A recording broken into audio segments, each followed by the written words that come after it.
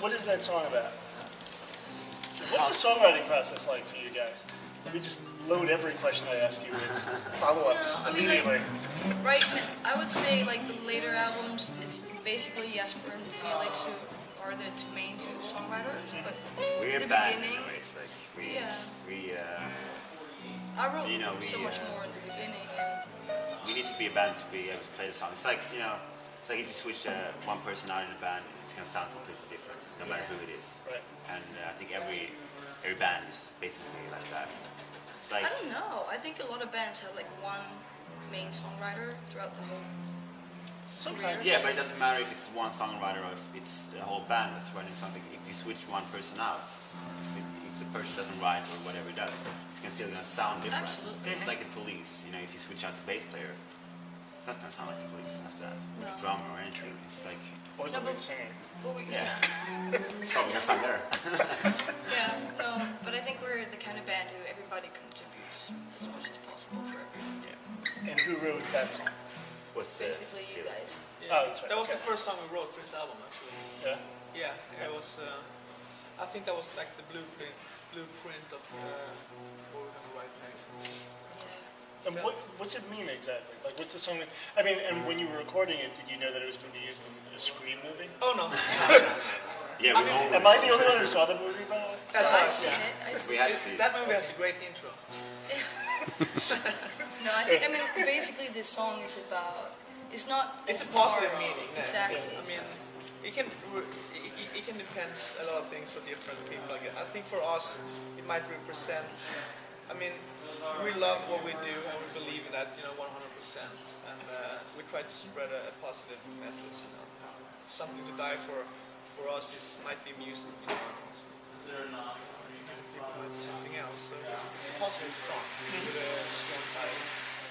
I mean, it kind of sounds like, I don't want to say peppy, but it's not like it's a downer at all. No, that's good. You know, it's like an upbeat kind of song. I mean, everybody has, you got to believe in something in life, as Felix said. And, I think everybody should have something that they believe in so much that they're willing to die for.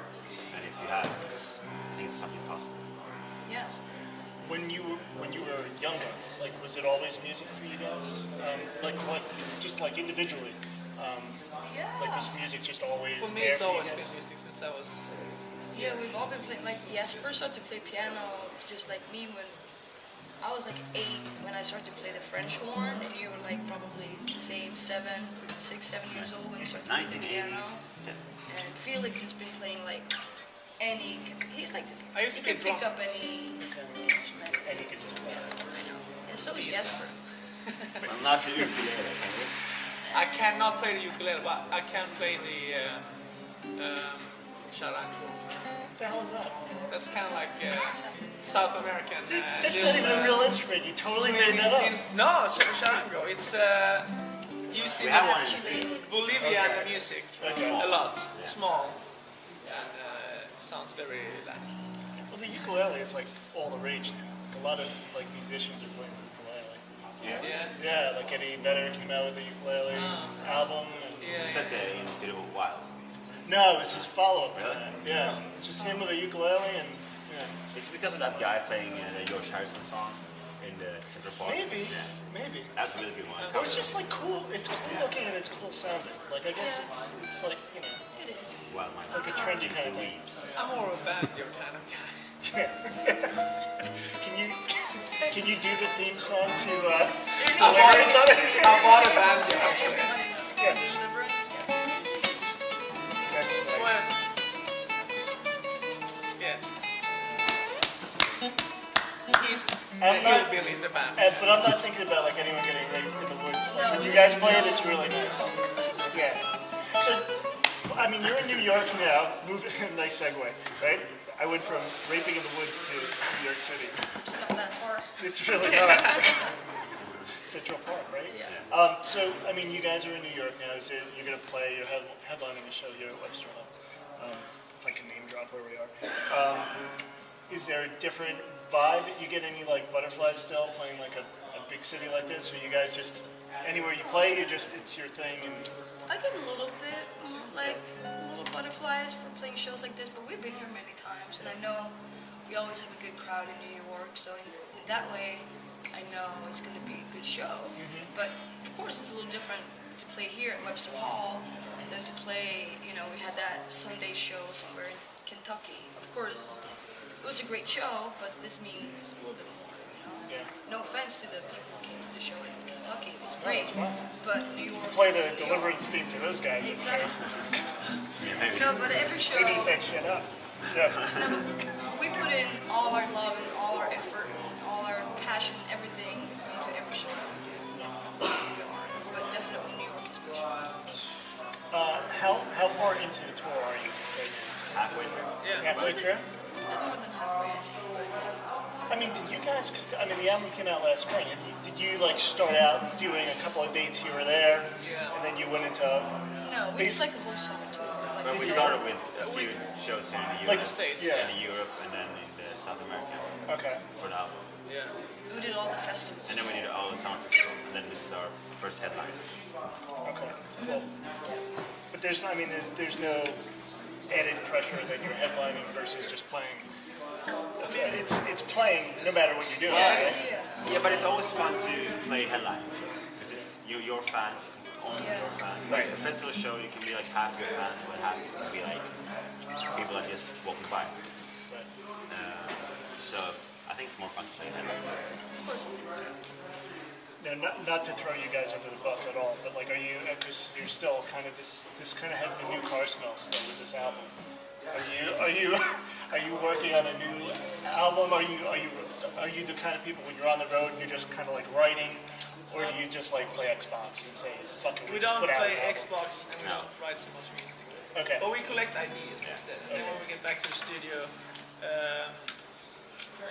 you remember a lot of things that happen maybe on the road that inspires to write. But to write on the bus for the sounds, we don't really do that. Except, today we might write a farming, something No, like but we that. have a different couple. There's some things that we do, but basically we don't write like a whole album. Collect ideas. So you just kind of gather up the experiences, maybe jot down a couple of notes or something, and then like. And then when you come home, You you usually- collect all those ideas. Yeah.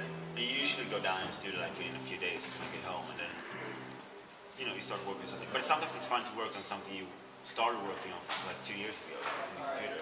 You just pick it up and you thought it sounded horrible 2 years ago, but now you get another angle, a different angle on it. And it sounds pretty cool, and then you start working on it. You get a song in 10 minutes. Do you have any direction you think you might go in the new album at all? I mean, I know it's so premature, but like, is there, for example, like some people do like concept albums and stuff like that. Is there anything you have in mind that you haven't done yet? Maybe it's not this one, but it'll be one after. Really, I don't know. I mean, the way we write is just We don't we plan. write. We write whatever is in our whatever comes out at the moment. But I think, it's usually the first song that you write, and you have to wait a little bit after you release the album, because it's usually like 6 months after you release an album, maybe a year afterwards. That's when you start realizing what you want to make, like what things you want to do better on the next album, or things you are not so happy with the last album, stuff like that, and things you make, you get inspired by different stuff. I think basically like the album that you put out, the next album you're gonna, like the third album, I think this new album is a little bit of a reaction to the third album.